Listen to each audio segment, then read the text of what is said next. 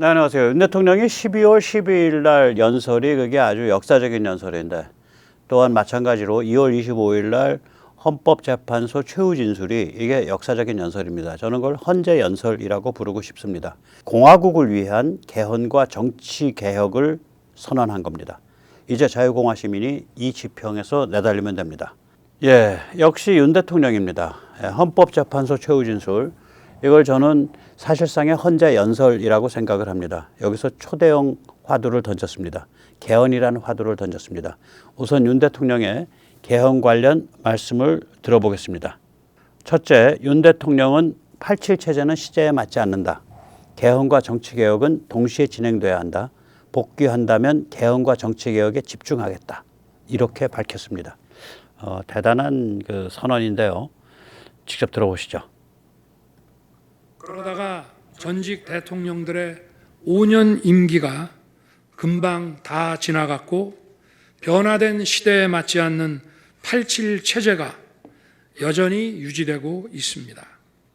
예, 87 헌법 체제에 이게 뜨거운 감자거든요. 저는 이제 지금 국회에서는 이거를 하기가 좀 어렵다라고 봤기 때문에 이걸 그렇게 비판 안 했는데 대통령이 직접 나서서 87 체제는 시대에 맞지 않는다라고 그걸 정확히 선언을 했습니다.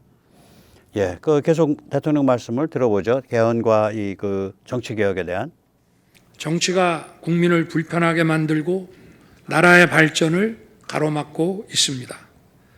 또 국가의 미래를 결정하는 일에 미래의 주역인 청년들이 참여할 수 있도록 정치와 행정의 문턱이 더 낮춰져야 합니다. 제가 직무에 복귀하게 된다면 먼저 87 체제를 우리 몸에 맞추고 미래 세대에게 제대로 된 나라를 물려주기 위한 개헌과 정치개혁의 추진에 후반부를 집중하려고 합니다. 굉장히 살벌한 그 선언이에요. 지금 대통령이 나서서 개헌과 정치 개혁을 추진하겠다라고 선언을 한 겁니다. 이거는 엄청난 선언입니다, 사실은. 그래서 여기 이걸 어떻게 해석을 해야 되냐? 또 그 해석과 별도로 우리 자유공화 시민은 주권자로서 어떤 방식의 게임을 풀어야 되냐? 어떤 식으로 움직여야 되냐? 이 고민이 굉장히 깊어지는 그러한 계기가 됐습니다. 87 체제의 문제는 뭘까요? 문제가 있습니다. 87 체제는 신군부 YS DJ 사이의 타협의 산물이었습니다. 행정부를 총괄하는 직선 대통령을 두는 체제, 즉 삼권 분립 체제이지만 입법 권력, 국회에 대한 아무런 제동 장치가 없는 체제입니다. 게다가 선관위는 헌법 위의 기관입니다. 국회가 행정부와 대통령을 박살낼 수 있는 시스템입니다. 선관위가 부정선거에 그걸 막지 못해도 그거에 온상이 되더라도 그거를 제동을 못 거는 그런 체제입니다. YS DJ는 첫째 대통령도 하고 싶기도 하고 둘째는 대통령을 무한견제하고 싶기도 하고 이 모순된 요구를 가진 사람들이었거든요. 그 당시에 87년도에는 이미 YS DJ가 그 밥그릇이 나눠지려고 하던 때예요. 그 결국은 따로 갔죠, 정당이.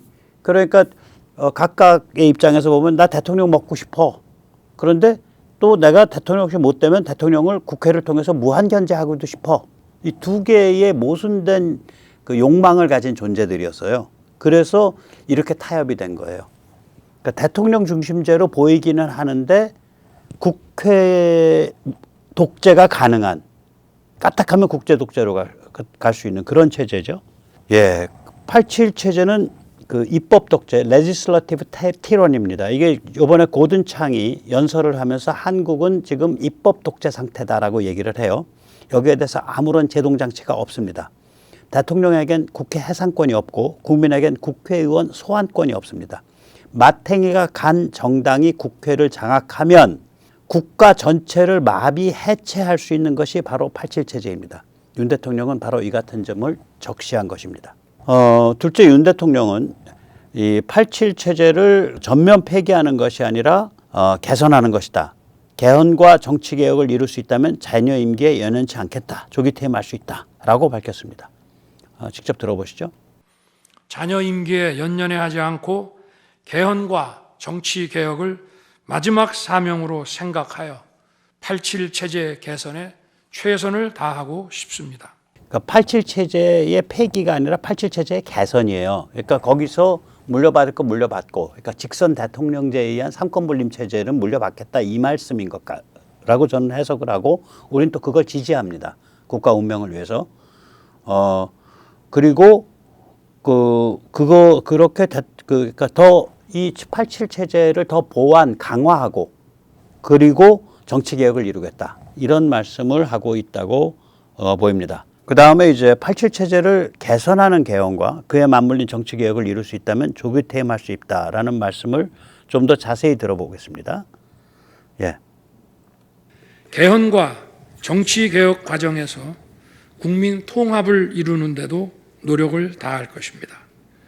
결국 국민 통합은 헌법과 헌법 가치를 통해 이루어지는 만큼 개헌과 정치 개혁이 올바르게 추진된다면 그 과정에서 갈라지고 분열된 국민들이 통합될 것이라고 믿습니다.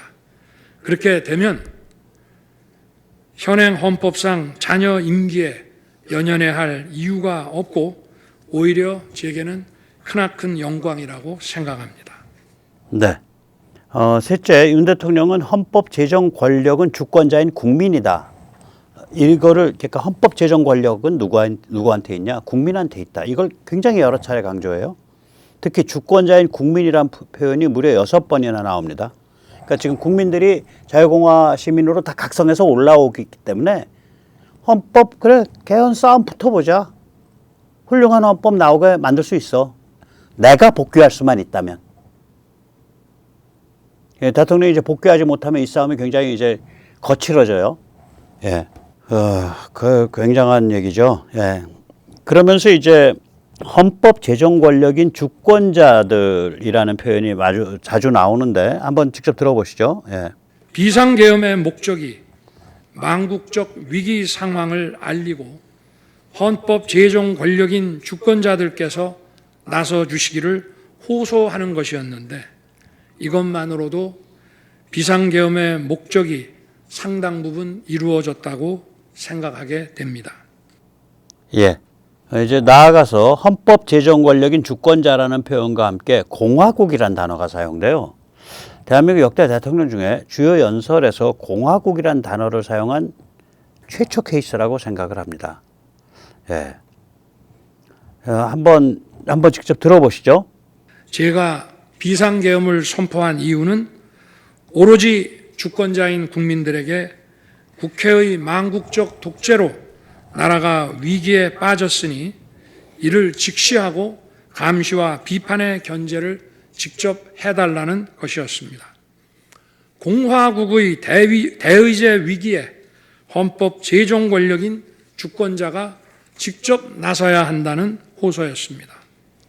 대통령 주요 연설에서 공화국이란 단어가 쓰인 적이 없어요. 저 어렸을 때만 해도 공화국이란 단어는 간첩이 쓰는 단어였었어요. 나를 공화국에서 왔수다. 그러면서 킬킬 웃었거든요.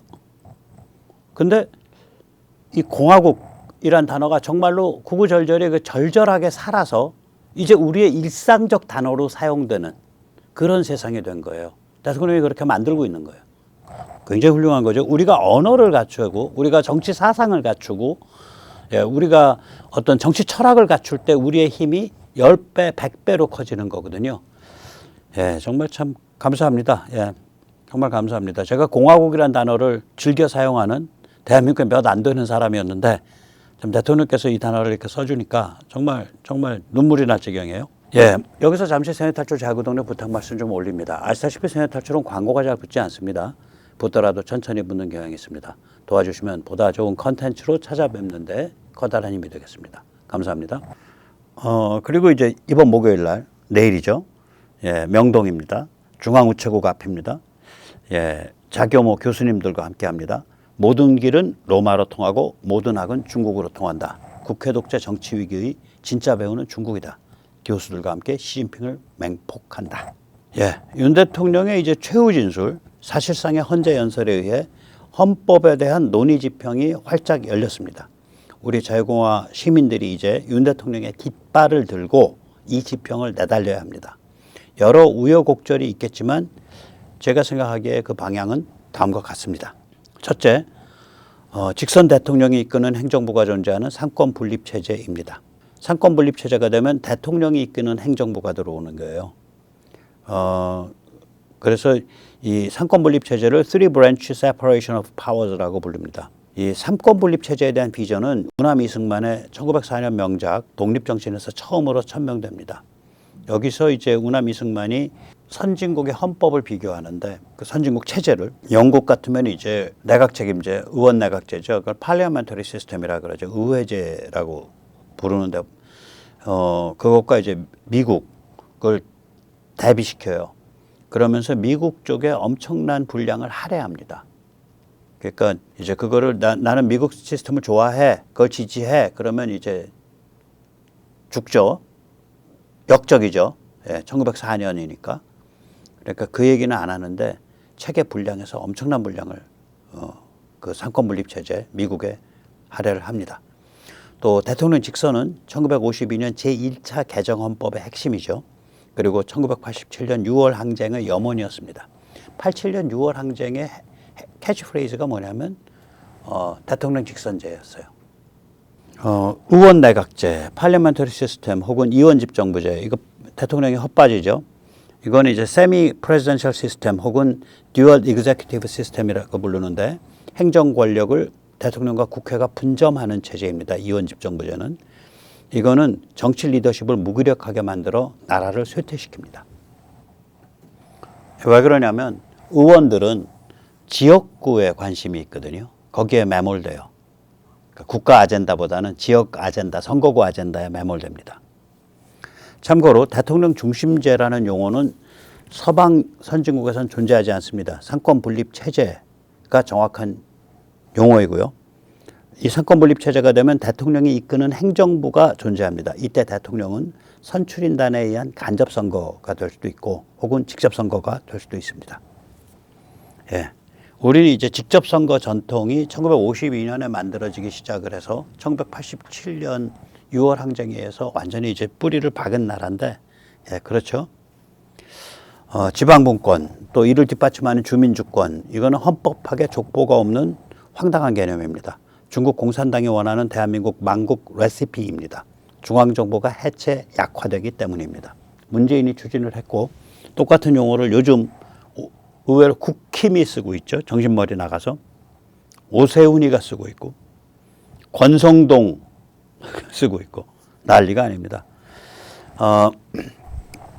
앞으로 개헌은 또한 입법 독재, 레지슬러티브 티러니를 막는 장치가 있어야 합니다.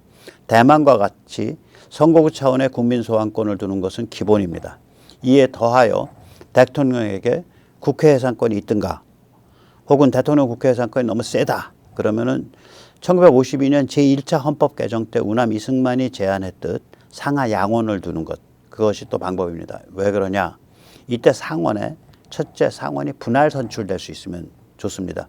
미국은 임기가 6년인데 2년마다 의원 제적에 상원 의원 제적에 3분의 1씩 분할 선거합니다. 그러면 이게 중간 선거 개념이 들어가고 연속성이 보장이 되면서 순해져요, 의회가. 의회가 순해지니까 대통령한테 국회 해산권을 줄 필요가 좀 약해지죠. 두 번째는 무한 필리버스터가 가능해야 됩니다.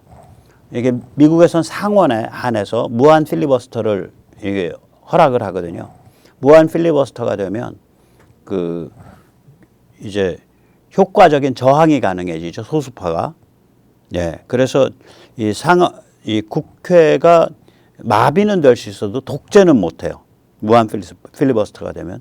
거기다가 국회를 그렇게 국민들이 용납할 수 없게 자꾸 마비시키면 2년마다 오는 상원 3분의 1 선거에서 다 떨어져 버리기 때문에 그 짓거리도 못 해요. 예.